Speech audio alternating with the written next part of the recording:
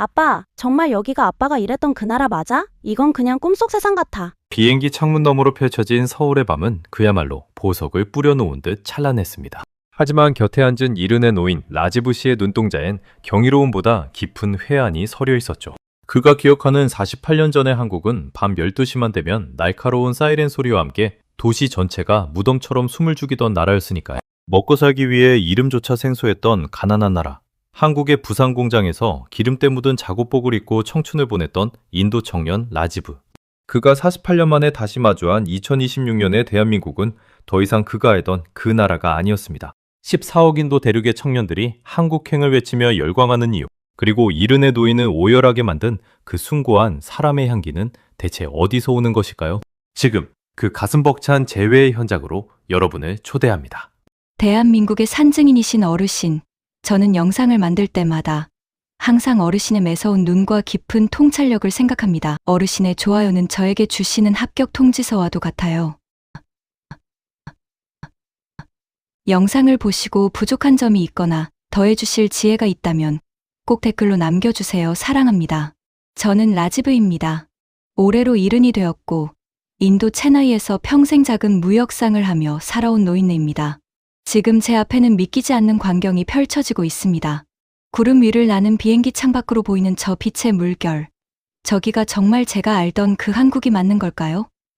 제 곁에서 연신 스마트폰 카메라 셔터를 눌러대는 막내딸 아난디를 보며 저는 깊은 한숨과 함께 48년 전의 기억을 떠올립니다. 1978년, 제 나이 22이었습니다. 인도에서 먹고 살 길이 막막해 무작정 배를 타고 도착했던 부산항. 그때 제가 처음 마주한 한국의 공기는 차갑다 못해 살벌했습니다.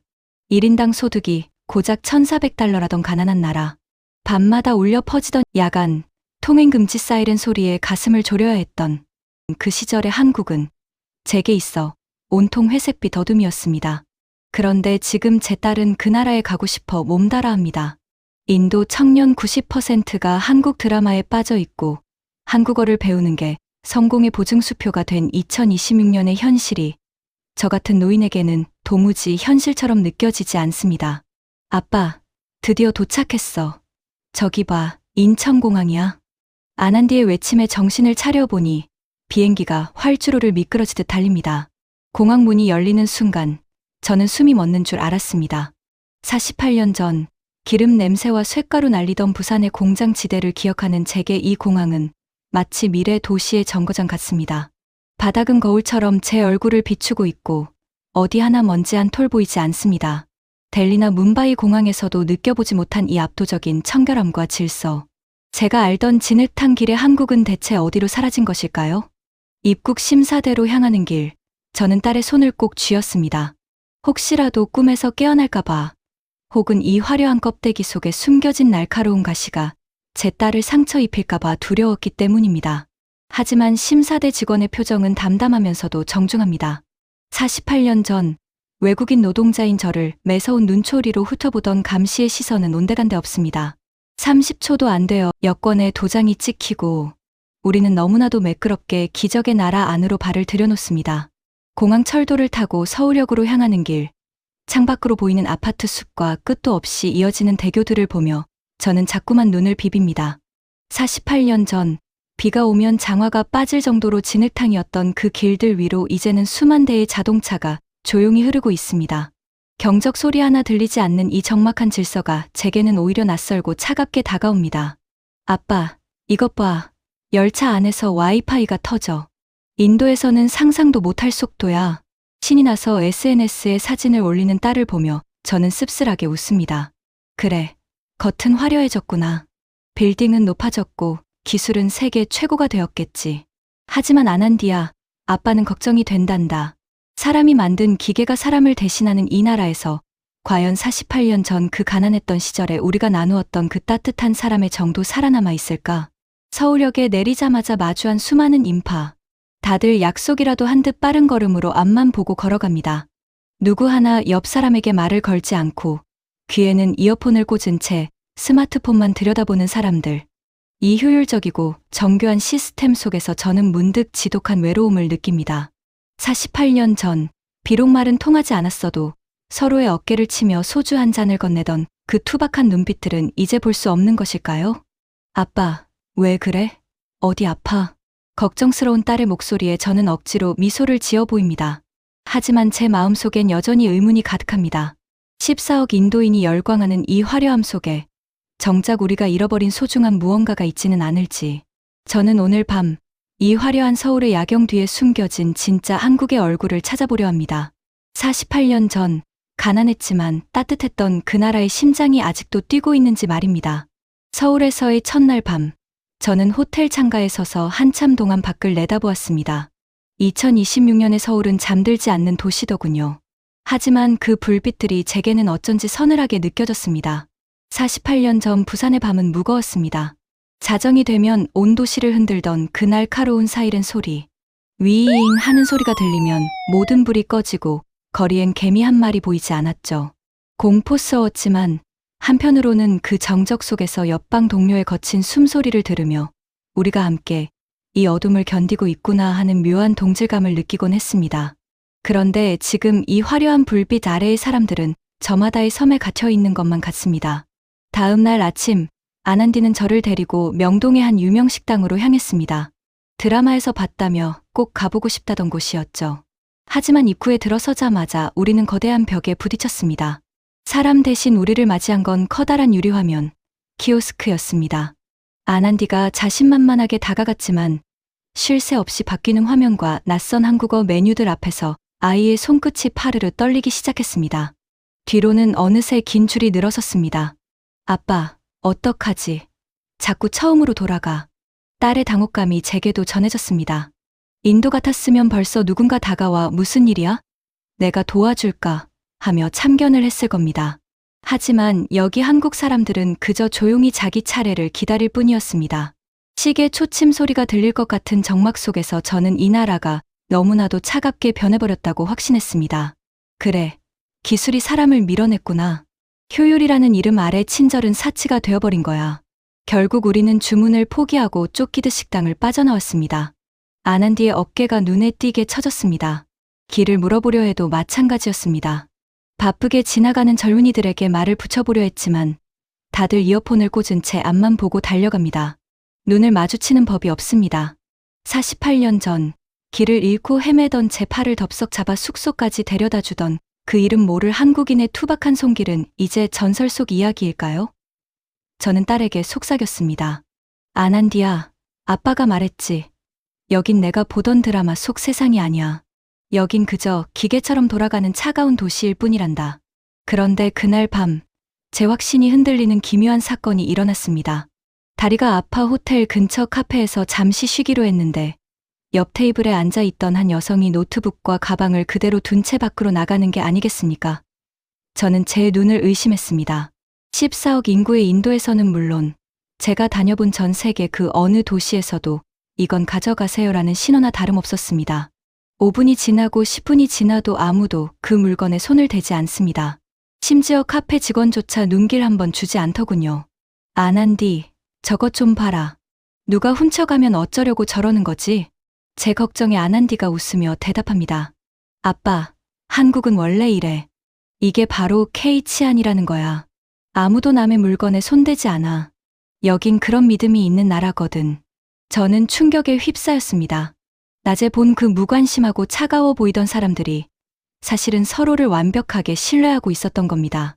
친절하게 말을 걸어주지는 않지만 남의 영역을 침범하지 않고 남의 권리를 철저히 지켜주는 나라. 그 무심함의 정체는 사실 최고 수준의 존중이었을지도 모른다는 생각이 머리를 스쳤습니다.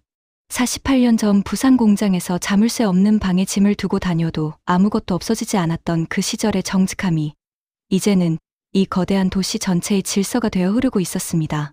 하지만 제 마음 한구석은 여전히 허전했습니다. 신뢰는 알겠는데 정은 어디로 간 걸까요? 굶주린 배를 채워주던 그 따뜻한 국밥 한 그릇의 온기, 말 한마디 없어도 눈빛으로 위로를 건네던 그 뜨거운 사람 냄새를 저는 아직 찾지 못했습니다. 이 나라는 정말 시스템만 남고 심장은 식어버린 걸까요? 저는 내일 딸과 함께 더 깊은 골목 안으로 들어가 보려 합니다.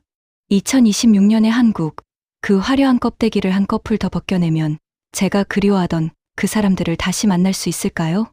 셋째 날, 저희는 서울의 화려한 빌딩 숲을 잠시 벗어나 남대문 시장으로 향했습니다. 아난디는 드라마에서 봄 북적이는 시장 풍경을 기대했고, 저는 혹시라도 그곳엔 제가 기억하던 옛 한국의 흔적이 남아있지 않을까 하는 신락 같은 희망을 품었죠. 시장 입구에 들어서자마자 명동과는 다른 공기가 저희를 감쌌습니다. 좁은 골목 사이로 뿜어져 나오는 고소한 기름, 냄새와 상인들의 우렁찬 목소리, 기계가 아닌 사람의 활기가 비로소 제 심장을 뛰게 만들었습니다. 골목 깊숙한 곳, 김이 모락모락 피어오르는 작은 떡볶이 가게 앞에 멈춰섰습니다. 인자한 인상의 강복순 여사님이 커다란 주걱으로 빨간 떡볶이를 젓고 계셨죠. 외국인인 저희가 신기한 듯 쳐다보자 강 여사님은 환하게 웃으며 이쑤시개에 떡 한 점을 꽂아 아난디에게 내밀었습니다. 먹어봐. 우리 집게 제일 맛있어. 공짜니까 걱정 말고. 말은 통하지 않았지만 그 손짓과 눈빛에서 저는 48년 전의 기시감을 느꼈습니다. 떡볶이를 입에 넣은 아난디의 얼굴이 금세 빨개졌습니다. 너무 매워 어쩔 줄 몰라 하는 딸을 보며 할머니는 까르르 웃으시더니 얼른 시원한 보리차 한 컵을 건네셨죠. 그러고는 제게도 한 점을 툭 내미시는 게 아니겠습니까? 그 투박한 손길, 대가를 바라지 않고 일단 먹이고 보는 그 마음. 그건 분명 제가 1978년 부산에서 만났던 그 한국 사람들의 마음이었습니다. 시장을 빠져나와 경복궁으로 향하던 길, 이번에는 제가 사고를 쳤습니다. 잠시 화장실에 간 아난디를 기다리다 낯선 골목으로 발을 들인 게 화근이었죠. 스마트폰 지도 앱은 온통 한글뿐이라 읽을 수 없었고 사방이 비슷비슷한 골목이라 방향 감각을 완전히 잃어버렸습니다. 이른의 노인이 낯선 타국 땅에서 미아가 된 겁니다. 식은땀이 흐르고 눈앞이 캄캄해질 때쯤 이어폰을 꽂고 빠르게 걸어오던 한 청년과 눈이 마주쳤습니다. 박준혁이라는 이름표를 가방에 단 청년이었죠. 제가 서툰 영어로 호텔 이름을 말하자 청년은 잠시 당황하는 듯하더니 이내 자신의 스마트폰을 꺼냈습니다. 번역기를 켠 화면에는 제가 모셔다 드릴게요. 따라오세요라는 문구가 떠 있었습니다. 청년은 가던 길을 되돌려 저와 보폭을 맞추며 걷기 시작했습니다. 1분, 2분, 무려 5분이 넘는 길을 청년은 묵묵히 동행해 주었습니다. 호텔 정문이 보이자 청년은 그제야 안심한 듯 가볍게 목례를 하고는 다시 왔던 길을 뛰어갔습니다. 그 뒷모습을 보는데 제 눈시울이 뜨거워졌습니다. 이름도 나이도 모르는 노인을 위해 자신의 귀한 시간을 기꺼이 내어준 청년.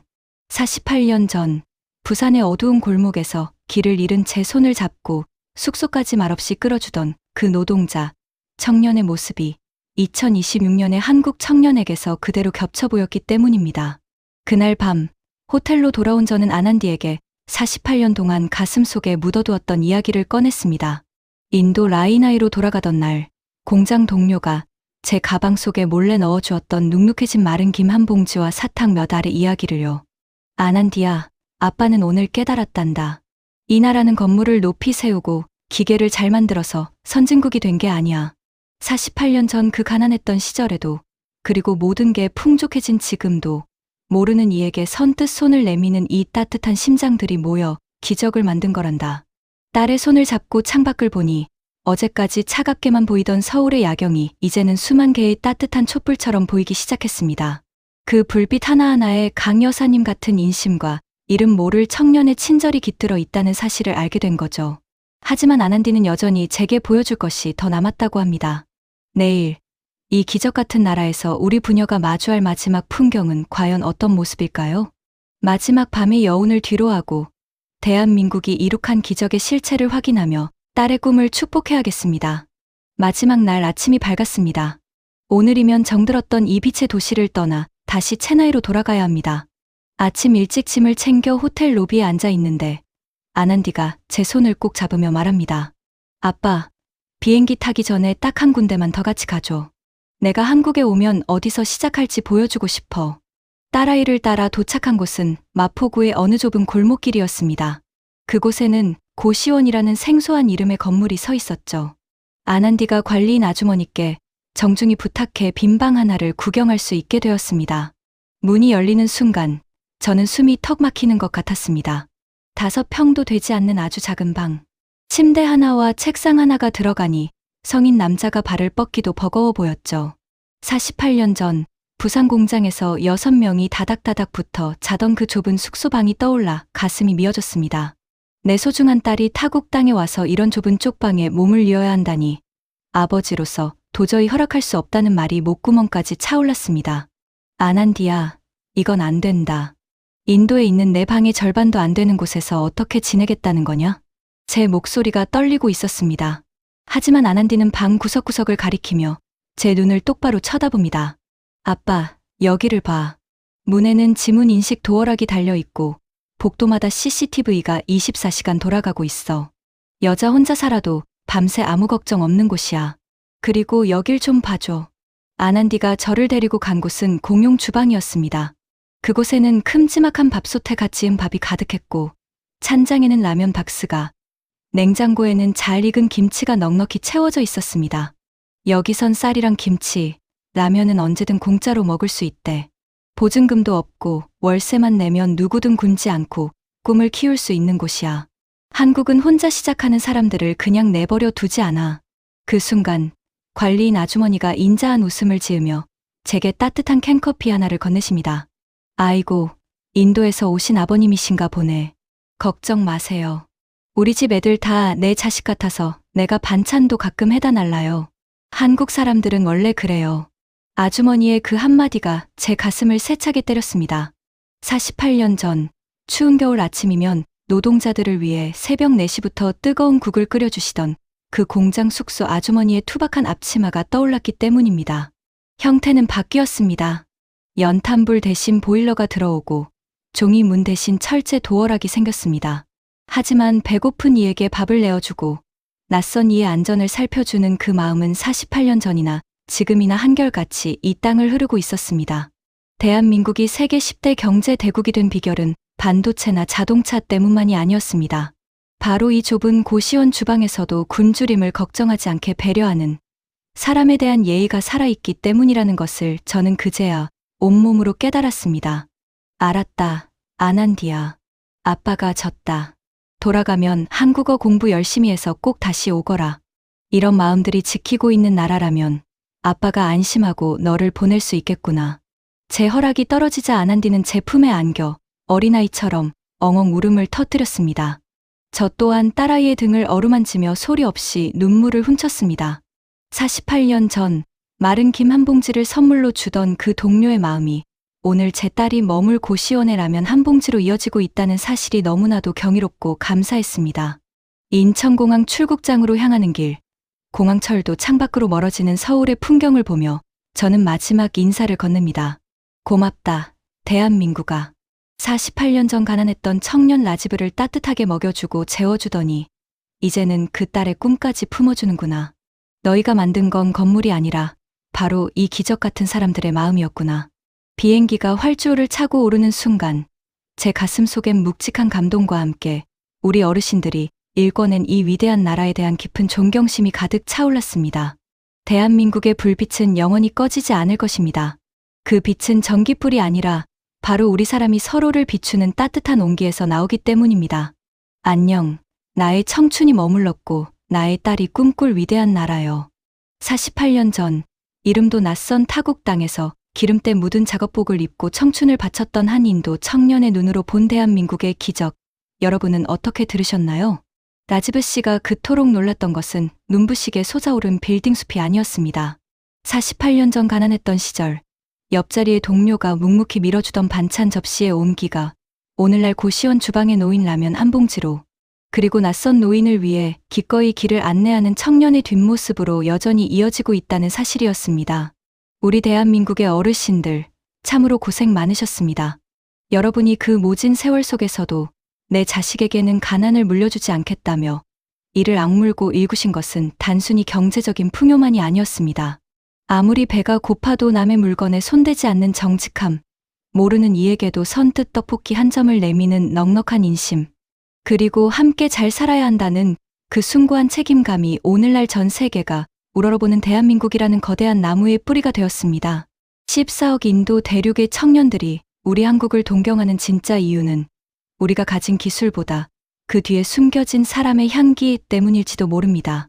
오늘 라지브 씨의 사연을 통해 우리 스스로가 얼마나 위대한 유산을 물려받았는지 다시 한번 자부심을 느끼는 시간이 되었기를 소망합니다. 이 나라를 든든하게 지탱해 오신 여러분의 피땀 섞인 세월을 저희는 결코 잊지 않겠습니다. 여러분의 삶 자체가 이미 하나의 위대한 역사이며 우리 후손들에게는 가장 큰 자랑입니다. 오늘 이야기가 가슴 깊이 남으셨다면 댓글로 우리 이웃들과 따뜻한 덕담 한마디 나눠주시는 건 어떨까요? 여러분의 소중한 의견과 응원이 이 채널을 이끌어가는 가장 큰 힘이 됩니다. 구독과 좋아요로 함께해 주시는 그 마음 잊지 않고 더 감동적인 이야기로 보답하겠습니다. 이제 밤이 깊었습니다.